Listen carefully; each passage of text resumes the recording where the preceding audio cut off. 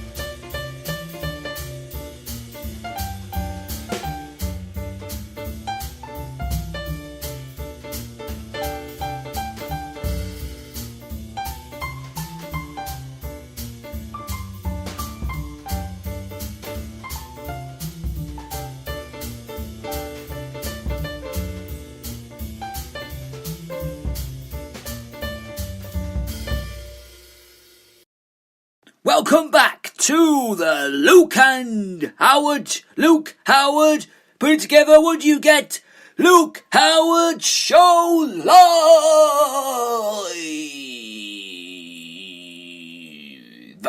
Welcome back to Britain's best radio show, as I call it. Right, okay, so now, because we're doing local news now, we're going to be doing local news in a minute. And what we're going to be doing is now, before we do that, I want to advertise for some things that are going on this weekend. So, there is a tabletop sale this Saturday, today, the 27th of, what's going on today, basically. Just saying what's going on today. So, there is a tabletop sale now, until 12, 27th of April. They're now till 12 in, where is it? It's at the Methodist Church in Middlefield Road in Hoddesdon. They're doing, it's a free entrance, and they're doing refreshments including toast and marmalade, second-hand books, bric-and-brac, used stamps and homemade cakes, and it's all available.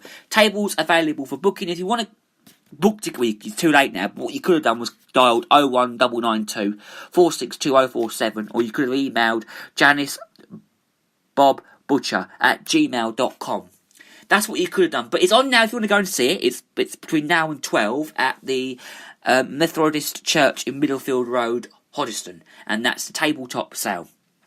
Right, so we're doing my local news. Well, I don't really live anywhere near. Where is this next story? This one's in Cheshunt, which is in Hertfordshire, where the county where I live, Hertfordshire. But I'm nowhere near Cheshunt. I'm up in Buntingford, which is up north sort of way. But this is the other end of Hertfordshire, and just listen to this, because ain't being funny, this weekend just gone, wasn't the weather? Didn't you see the weather? God! It was really scorching, wasn't it? Really, really hot. So, what I've done is, I picked out this story, because I thought, that's amazing. So, the story reads this. Listen to this. By George, we all had a great day in the sun. Well, didn't we all? More than 3,000 people, though, slapped on the Fact 20 for an annual celebration. Wouldn't believe that. Families gathered in the sunshine to celebrate St. George's Day. But St. George's Day was on Tuesday. How could they celebrate St. George's Day? Oh, Saturday. Last Saturday, sorry. No, this is last Saturday. Last Saturday, the Laura Trott Leisure Centre, this was, in the Grundy Park in Cheshunt. They played to an annual family fun day. That sounds great. More than 3,000 people turned out for the event. Now in its 11th year, would you believe, and it was actually opened by Mayor of Broxbourne, Carol Crump. This was actually followed by a recruitment of the St. George and the Dragon legend, which was performed by the Hearts of the Oak, who also had a medieval encampment, offering visitors tales of swords, manship and archery. Other performances included, though, Morris dancing and an array of song and dance from performing arts students at Hertford Regional College, which is where I attend, which is where I go. But not today. Well, actually, because it's the weekend. But I do go there. The other one, not the one in Broxbourne, the other one. Children's activities actually included pony rides, face painting, bouncy castles, wall climbing, and mini steam train and funfair rides. There were also 40 stalls from community organisations, including Cheshunt City Gunnels, Hoddesdon Model Railway Samaritans, and the Broxbourne Theatre Company. If you want to read more about that story, you can read about it in the Hertfordshire Mercury, which is our local newspaper. Right, moving on now to another story. And we're talking about, where is it? I think this is in Hoddesdon, or is this in... No, there's nothing like Buntingford. Buntingford's nothing like that. But this is in... Where are we? Oh, here we go. Right, this is new homes now. Now, everyone's got their say on this. New homes. This could be built on underused council car park. No, they are not going to build houses on council car parks. No way. Councillors are to look at closing an underutilised car park in Hoddesdon. Now, I know where this car park is. I know where this is. Do you know why? Because I have gone in here and we have parked in that car park many times. Because I used to live in Hoddesdon, so I've parked in that car park billions of times, I think. Yes, I have. I know exactly where that one is. Right, so an unlisted car park in Hoddesdon as part of a move that could raise funds and provide additional housing. Burford Street, I know it very well. Car park is one of 12 car parks opened by Broxbourne Council across the borough. but with 3 hours free parking offered at nearby supermarkets, because they've got loads of supermarkets now in Hoddesdon, full of supermarkets, and 2 further council car parks. They're just trying to find places to build houses, closed by most of the time. The space was actually empty at that time. Now, Broxbourne Council, though, is to look at whether the site which could accommodate up to 10 two-bedroom properties could actually be developed. On Tuesday, April the 9th, a meeting of Broxbourne Borough Council's cabinet considered the idea of using the site for new homes that could be rented out. Some concerns actually about the loss of town centre parking spaces said actually to be used by traders and for public events, which were actually highlighted. But the Cabinet agreed that exploratory work should actually continue to consider the development of the site. Council officers will now draw up a fully costed business case and consult on the plans for the Cabinet to consider again in the autumn. Highlighting some concerns about the loss of parking in the town centre, local councillor and cabinet member for Finance Councillor Ken Alling pointed to the need for a public consultation. He said, "I trusted it would be careful, considered before anything actually happened, and that consultation would be carried out with local people to get the strength of feeling about it." This was all acknowledged, and council leader, Councillor Mark Mills Bishop, said it was sensible that there would be a further report to Cabinet later in the year. At the meeting, a report to councillors suggested that the sale of the site is to be developed and could bring in an estimated one of income of around £300,000. Blimey. Developing the site and selling properties to individual purchases, according to the report, could bring in an estimated £3 million to the council. But according to the report, the preferred option is to generate an ongoing revenue stream, which would be for the council to develop the site itself, then sell it to the Broxbourne Council investments, to that the properties could be rented out, perhaps. And Badger Broxbourne Council Investments, which is actually Wally owned by the Council Requirements Development, develops and refurbishes homes to provide rental properties to tenants. Unlimited, the council could opt to continue to operate the site as a car park, but although the council's network of 12 car parks collectively bring in an outcome of around £1.2 million a year, Burford Street brings in just £12,000. The data presented to the Cabinet suggests that on an average at only less than 11 of 50 spaces are in use. The plan for housing on the budget Burford Street site has been drawn up to the council's future income generalisation opportunities panel, which they set it up in May 2018. Well, I never. That is something you don't learn every day. And there's one more story as well. Sheep Warrior has actually, this was what I was going to talk about as well. Sheep Warrior has his sentence reduced. Now, before we go to that, this story, my say, here's what I think. I lived in Hoddesdon. I lived down Lord Street, which is literally just round the corner. I used to live just round the corner from that car park. And we used to park in that car park all the time. And I know exactly where it is. And that's my say on that one. Right, okay, so, Sheep Warrior has his sentence reduced.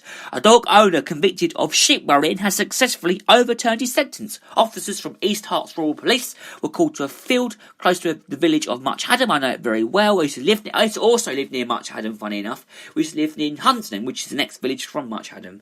During the early hours of the morning of March 18th, 2018, a total of 13 sheep were actually reported dead and a further 6 injured after 2 dogs escaped. John Colgan, 55, of Widford Road, Much Haddam, pleaded guilty to 2 counts of dogs being dangerously out of control and 2 counts of being the owner of dogs worrying livestock. On Thursday, January the 10th, my nan's birthday, he was handed a 12-month committee order, instructed to complete 80 hours of unpaid work and pay £980 in fines and costs. He also became the subject of a criminal behaviour order, CBO, which bans him from being in custody of control of any dog for 3 years. However, on Friday, April the 5th, which was about 3 weeks ago, Colgan successfully appealed his sentence at St Albans Crown Court following the incident and describes as a terrible accident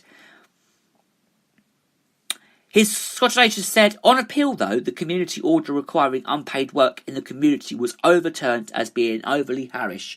The criminal behaviour order was considered to have